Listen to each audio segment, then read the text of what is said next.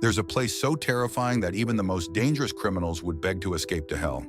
Welcome to ADX Florence, the world's most notorious Supermax prison. Why is it considered worse than death? Imagine being locked in a cell for 23 hours a day, isolated from the outside world. No human contact, no freedom. Even escape artists like Michael Scofield wouldn't survive here. And yet, El Chapo, one of the most notorious criminals ever, ended up in this hell. But what happens inside ADX Florence? How does a man like El Chapo, who's escaped death countless times, cope with the ultimate prison? Join me as we uncover the secrets of this impenetrable fortress. If you're fascinated by true crime and the world's deadliest prisons, hit the like button, subscribe, and turn on notifications so you don't miss out on our next deep dive into the world's most terrifying secrets. When you think of the worst places on Earth, ADX Florence might top that list. Known as a Supermax prison, it's a fortress of isolation where escape is nearly impossible. Housing around 357 inmates, it's designed for 490, and it holds the world's most dangerous criminals. But what makes this prison so terrifying? At ADX Florence, inmates endure absolute isolation for 23 hours a day in cells that measure just 7 by 12 feet.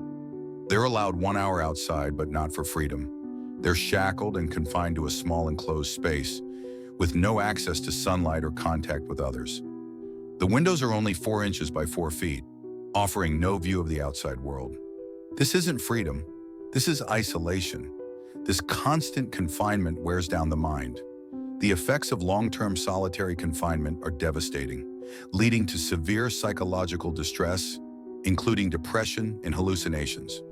With motion sensors, laser beams, and 1,400 steel doors designed to keep inmates in check, escape from ADX is impossible. So what happens when a person is cut off from all human interaction for months or years? Can the human mind endure such punishment, or does it break? ADX Florence houses some of the most dangerous criminals, including El Chapo, Ted Kaczynski, and Zacarias Moussaoui. These criminals' acts were heinous, but does that justify a punishment this severe?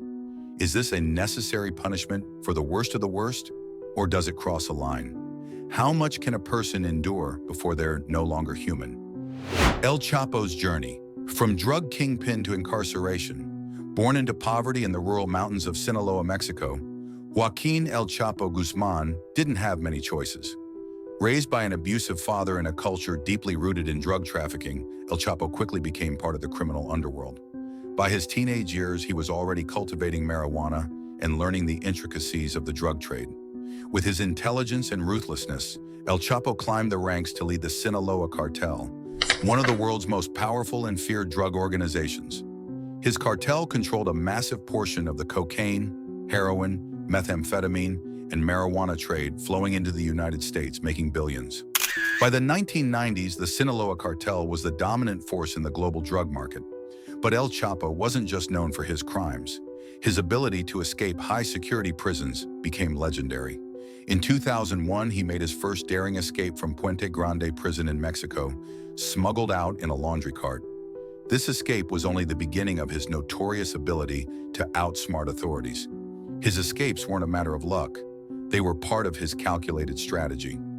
Even while incarcerated, El Chapo continued to run his empire from behind bars, exploiting the corruption of prison officials who turned a blind eye. But after more than a decade of evading capture, the law finally caught up with him in 2016, when he was transferred to Altiplano Prison, one of Mexico's most secure facilities. But El Chapo's reputation for defying the impossible remained intact. In 2015, he escaped once again, this time through a 1.5-kilometer tunnel that led from his cell's shower to a house under construction.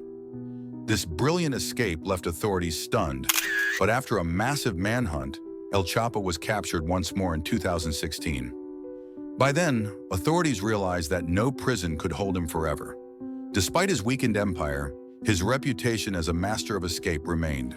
To ensure that he could never break free again, the U.S. government decided to transfer him to ADX Florence, the Supermax prison in Colorado, known for housing the most dangerous criminals in the world.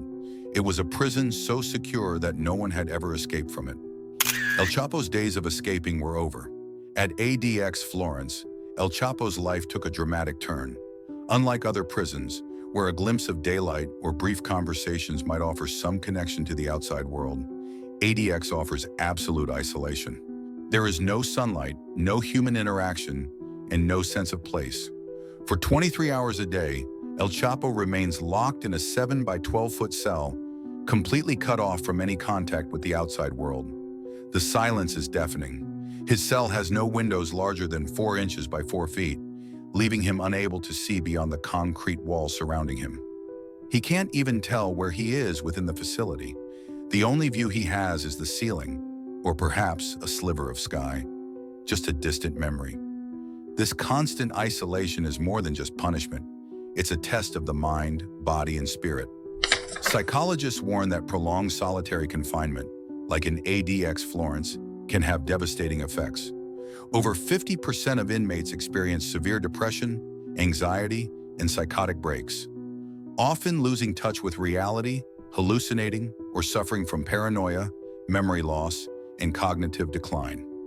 For El Chapo, a man who thrived on power and control, this isolation is the ultimate test. Can his mind withstand such an assault? Inmates at ADX Florence face decades of complete isolation, where silence becomes their reality. For El Chapo, this is a complete erasure of his identity. His empire and control are gone. Now he must endure the psychological toll of absolute isolation. Can El Chapo survive this, or will it break him as it has others? The battle now is not for his body, but for his mind. As El Chapo's days stretch on, the question remains: how much of a person's soul can be taken before they cease to be who they were? Is ADX Florence the final justice for a criminal mastermind? Or does it cross a line, stripping away their humanity? ADX Florence is home to some of the world's most infamous criminals, like Ted Kaczynski, Zacharias Musui, and Eric Rudolph. These inmates live in absolute isolation, spending 23 hours a day in solitary confinement. The psychological toll is devastating. The walls of ADX Florence are not just barriers, they are silent executioners, wearing down the human spirit. Now El Chapo faces the same fate. Will he survive the isolation, or will ADX Florence strip him of his identity, as it has with others? The mental toll of such confinement is more than physical. It threatens to break the mind. El Chapo is known for his audacity in escaping high-security prisons, from being smuggled out in a laundry cart in 2001 to escaping through a 1.5-kilometer tunnel in 2015. But ADX Florence is a different challenge entirely. Built to contain the world's most dangerous criminals, ADX Florence uses unprecedented security. 8-inch thick steel doors, motion detectors, laser beams, razor wire fences, and armed guards. Inmates spend 23 hours a day in soundproof, isolated cells, with every need delivered through slots in the door.